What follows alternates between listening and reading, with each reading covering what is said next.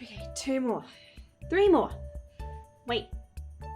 1, 2. Are you serious? I'm missing 1 piece. Huh. I can... Oh, hi, guys. Oh, howdy. I just found one piece here, actually. Is this what you're looking for? Yes! Oh, sweet. Yay, I finally finished my puzzle. Very Yay. nice, very nice. You know what? That actually reminds me of something. God always gives us exactly what we need, exactly when we need it. Yeah, that's true. And I can think of a story where we can learn that as well. Really? Yeah. Oh, I'm so excited.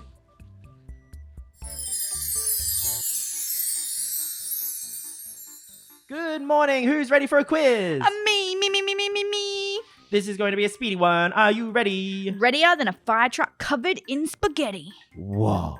Well, in the beginning, God created the, World. and in his best creation of all was the, People.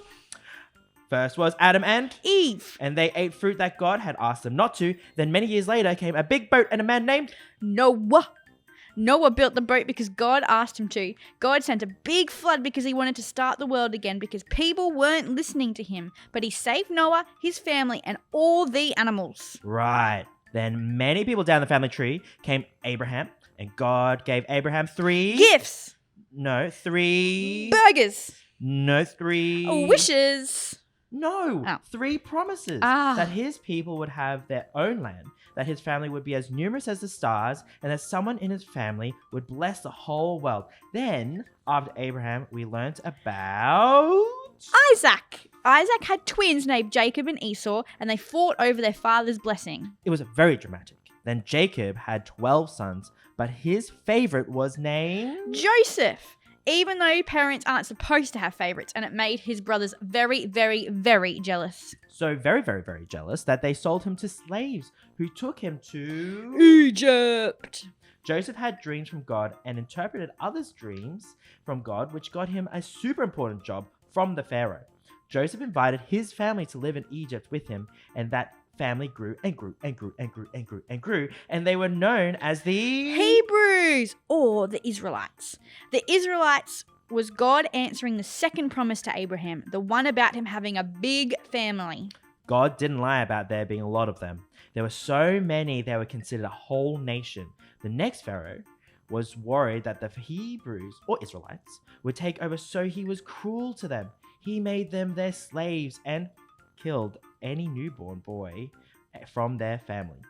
During this time, an important person was born, and he was known as... Jesus! No, he came later.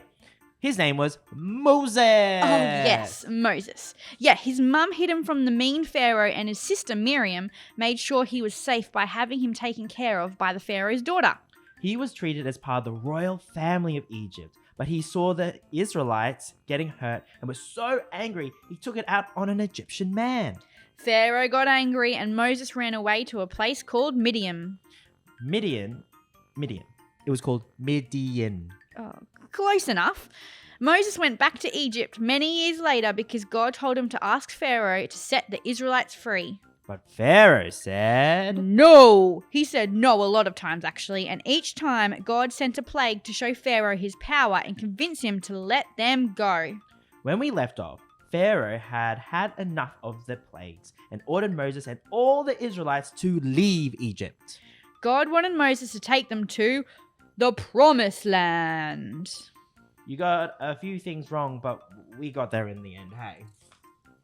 Yeah, right enough, you know. I haven't stopped thinking about what happened next. How did Moses get them to the Promised Land? The hard parts weren't over after they had left Egypt. In fact, the first challenge was to get through the Red Sea. God had a plan, of course. They just had to follow his instructions and trust him. It says it all in Exodus 14 to 17. Let's just have a look. It says here that when the Israelites got to the Red Sea, Pharaoh changed his mind and sent his army to capture them and bring them back to Egypt to be slaves again. They began to panic as they saw the Egyptian army getting closer and closer and closer and closer. Moses reminded them that God was on their side. God told Moses to hold out his staff. Which is like a really big stick. And when Moses did this, the sea parted, leaving a dry path right down the middle. The Israelites walked between the walls of water whilst the Egyptian army followed them. But once the Israelites were safe on the other side, God calls the walls of water to come crashing back down, saving the Israelites. Hooray! But things didn't get easier from there. They began to get hungry and started to doubt God again, despite everything that they had seen. God made sure they had plenty of food to eat, though. He wouldn't have left them starve. He literally made food fall from heaven like rain. They kept traveling through the desert with God providing what they needed. But many times the Israelites panicked and didn't trust that God would give them what they needed, even though God had done it so many times before.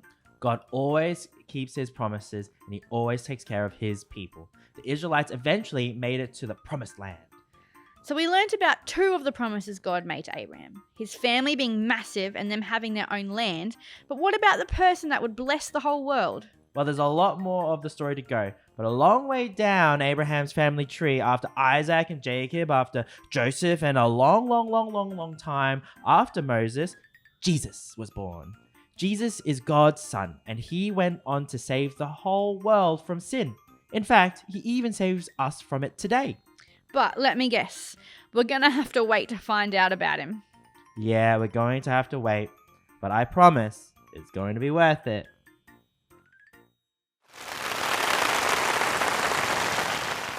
That was a really, really cool story. Yeah, and just like we found the puzzle piece at just the right time, God helped the Israelites at just the right time as well, and he helps us in our lives as well. All the time, all the time.